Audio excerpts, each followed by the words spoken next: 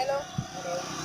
today is 11th January 2019 and my name is Julienne. I am student in Bachelor of Arts program with College for America at Southern New Hampshire University, and I'm conducting this interview as part of my academic work. With your consent, I will record this interview and use the information in street interview video. I'm working for a government and youth project. The interview will be used to create a street interview video and submit to College for America so that my project can be evaluated. This recording will be summary for this purpose. The information will be temporarily stored in the College for America online evaluation system to which only the evaluation and College for America staff will have access. Do you have any questions? Okay. Do you give your consent to be interviewed and recorded? Yes, So I will do it. Can you just I, Pacific Shindimana, give my informed consent to participate in this interview to be recorded and used as a part of students' academic work. thank you, Pacific. So here I have a few questions to ask you so that I can see maybe if you know how the government works. The first question goes like this. What are the three branches of the government? Actually, I think I know legitimate. I know another one which is called judicial. Oh, thank you very much. So you don't know the fact. Yeah. Okay, it's okay. Do you know each what each branch does? Uh, I'm not very sure, but the judicial, I think, is another one because it's of court. Yeah, you can say. Okay, it's fine. So the third question says democracy and republican are the major parties. Can you name the third party? There are several factories. I know Green Party. Yeah, that's one. Okay, it's fine. So the last question says what are the basic process which a bill becomes a law? Do you know? I can give a summary. First of all, it is proposed. The law is proposed and passes some stages. It is evaluated, then it is lastly passed to the president who make it up and Uh, decide it. Thank you, Pacific. I really appreciate your time. Thank you very much. You're welcome. Thank you. Hello. Today is 11th January 2019 and my name is Julienne Uwase. I'm a student in the Bachelor of Arts program with College for America at Southern New Hampshire University, and I'm conducting this interview as part of my academic work. With your consent, I will record this interview and use the information in the street video. I'm working for government and youth project. This interview will be used to create street interview video and submitted to College for America so that my project can be evaluated. This recording will be summary for this purpose. The information will be temporarily stored in the College for America online evaluation system to which only the evaluator and College for America staff will have access. Do you have any questions? Okay. So do you give your consent to be interviewed and recorded? So if yes, you can read the following statement. I hereby give my informed consent to participate in this interview, be recorded and used as part of the students' academic work. Thank you, Yona, for your acceptance to have this interview with you. So I have a few questions to ask you about the government. I want to know if you know how the government works. The first question says, what are the three branches of the government? So, three branches of the government, I think there's the executive,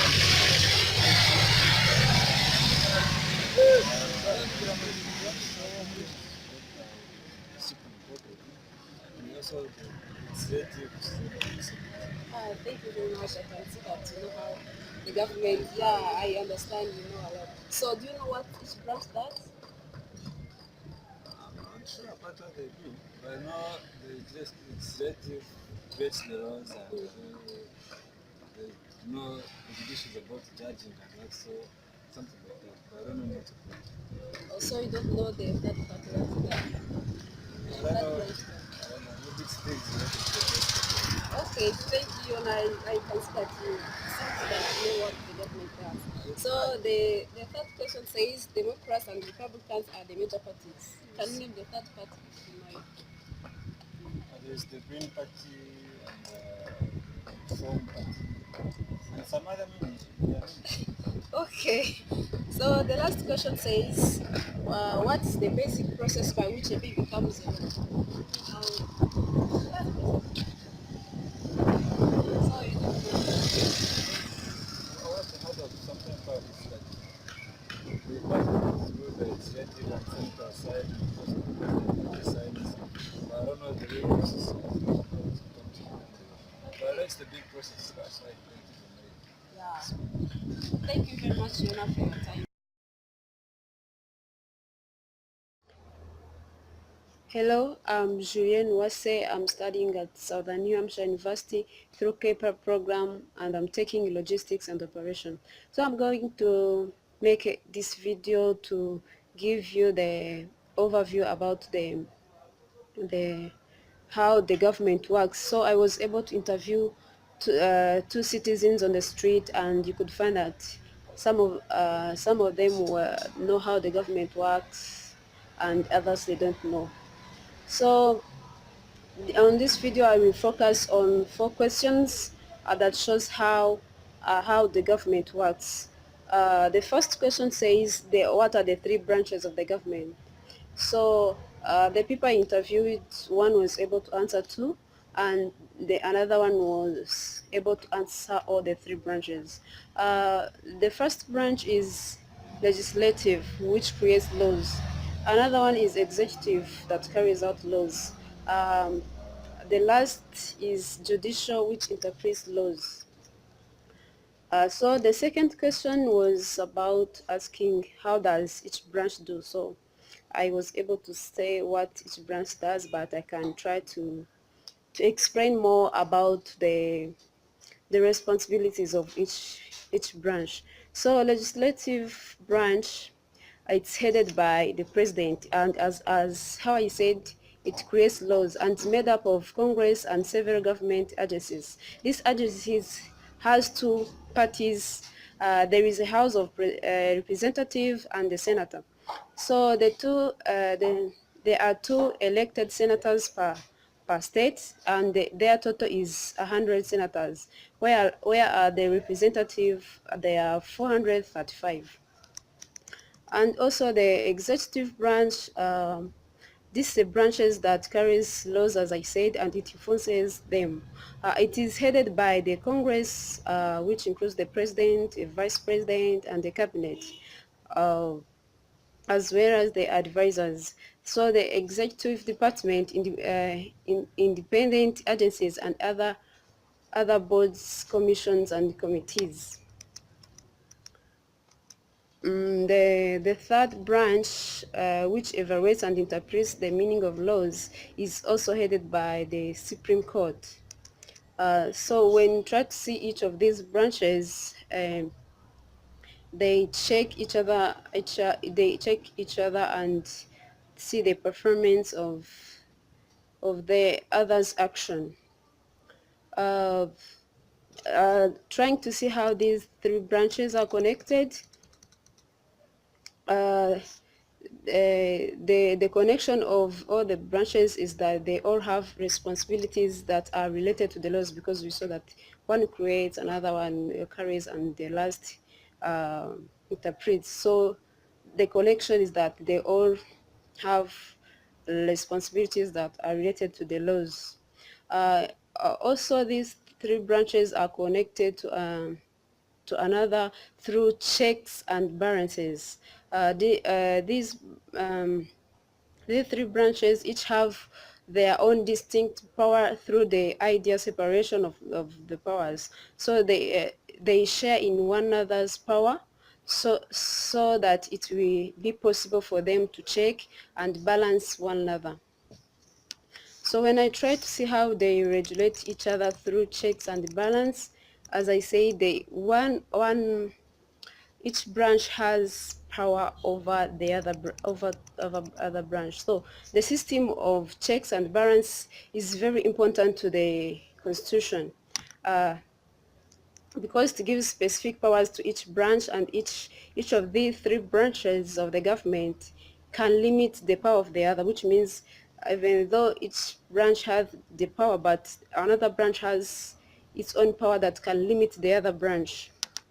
So if, for instance, if the legislative branch does not agree with the way in which the judicial branch has interpreted the law, they can introduce a new piece of legislation and the process starts over again.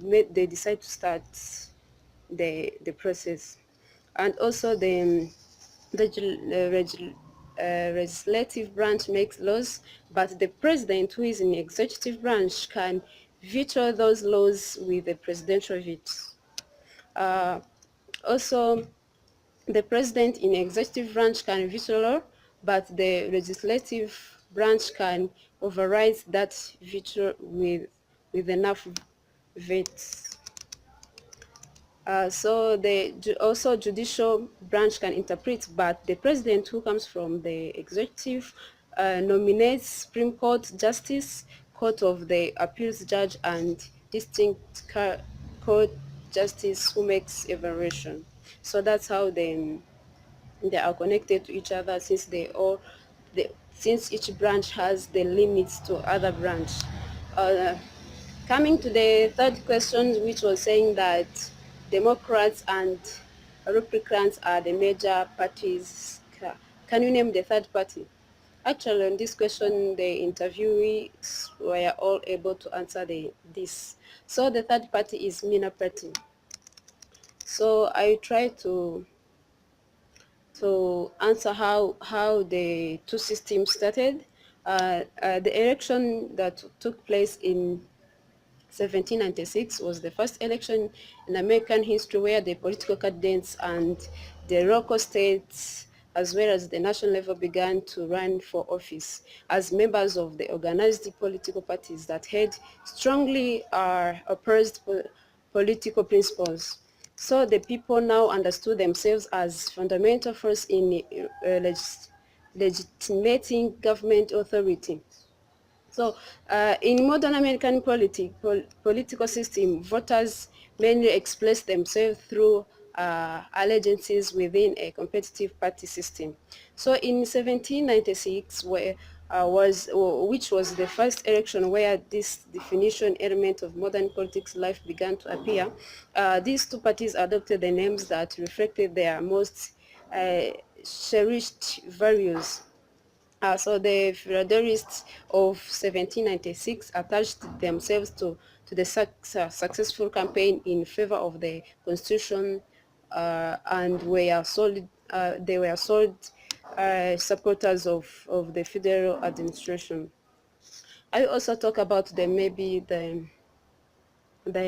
impact that these third parties, which is Mina Party, had on national politics. So this third-party cadence exerts influence by focusing on elections, on particular issues, and taking votes away from major candidates, which means that this party had the authority to change the elections and the outcomes of the nation. So since it has the impact on presidential election, when a party wins a local office as a minor party, the name of whatever the minor party is spread around it all the way around the United States. The third party candidates rarely win the elections in American campaign. So the third party can shift national attention, as I said before, to a particular issues, and the third party candidates can take votes away from the major political parties, influencing the outcomes of the elections, as I said, how it can impact the elections. So coming to the to the last question, which says that what is the basic process by which a bill becomes a law? Actually, on this question, the interviews they tried to answer saying that it's passed in the wrong process, and it's true. So for the citizens to know the process which a bill becomes a law is really difficult for them, because as some of my interviews said, it's a long process, because it passes a throughout process so that a bill can be made a law, because they have their people are responsible to make a bill. They are those ones responsible, and then finally the president approves and then and signs, so that the law can be accepted and be followed by the citizens. So on this question, uh, how a bill becomes a law, it's very hard, as I said, to the citizens. So it passes like the three step, like 10 steps. Sorry, the first is a bill is born. So everyone in the citizen, everyone sorry in the country, including the citizens, has the right to draft a bill, and the Congress can introduce that bill to legislation, and by doing so, because they sponsor, then the sponsor, the president who is the member of the cabinet or the head of the federal agencies can also propose a legislation through a member of Congress. Congress must introduce it. Another step is committee action. So as soon as the bill is introduced to the legislative, it is referred to the committee, and at this point the bill is examined carefully, and its changes for passage are first determined. So after the committee takes an action, there is another step which submits subcommittee review. So after the bill has been introduced and the committee has taken an action, now the subcommittee reviews. So the often bills are referred to a subcontinent for study and hearing, where they review those bills that were suggested by different people, and then they try to study them and hear them, and provide the opportunity to put on the records the views of the executive branch. Then after subcommittee reviews, they come up to to to the second step of markup. So after when the hearing is completed, the subordinate, they made a markup, as I said, and and see if they can make changes. So if the subcommittees votes not to report the legislative to feed the committee, the bill dies. So which means if they don't agree with it, that bill is ignored. And if the committee votes for the bill, it is sent to the floor. So when the committee agrees the bill, it's sent to the floor, and when they don't agree to it, it's died and it's ignored. So the committee action to report a bill after receiving the committee reports on a bill, the full committee votes on it and recommendation to the House of the Senate. When they have already agreed on it, they recommend to the House or the floor. Another step is the committee action to report the bill. When they have already when the committee has already accepted the bill, they make the report. So when they have received that bill, the full committee votes on recommendation to the House or to the Senator. This procedure is called ordering bill reported as well.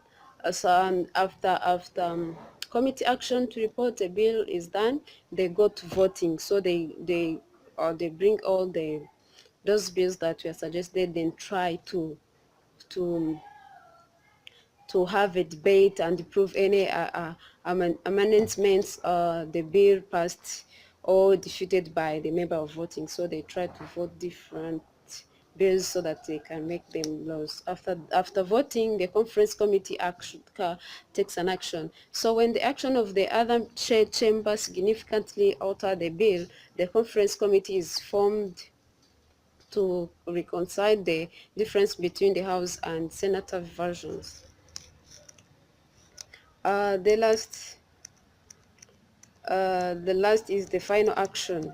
So after completing that, they go to the final action, where the House and the Senator have to approve a bill in identical form and to send to the president. If the president approves the legislation, he signs it and it becomes a law, and that's the how the bill becomes a law. Thank you very much. So before I conclude, I think this will help some of the citizens who didn't have any idea about how their government works. Thank you very much for your attention.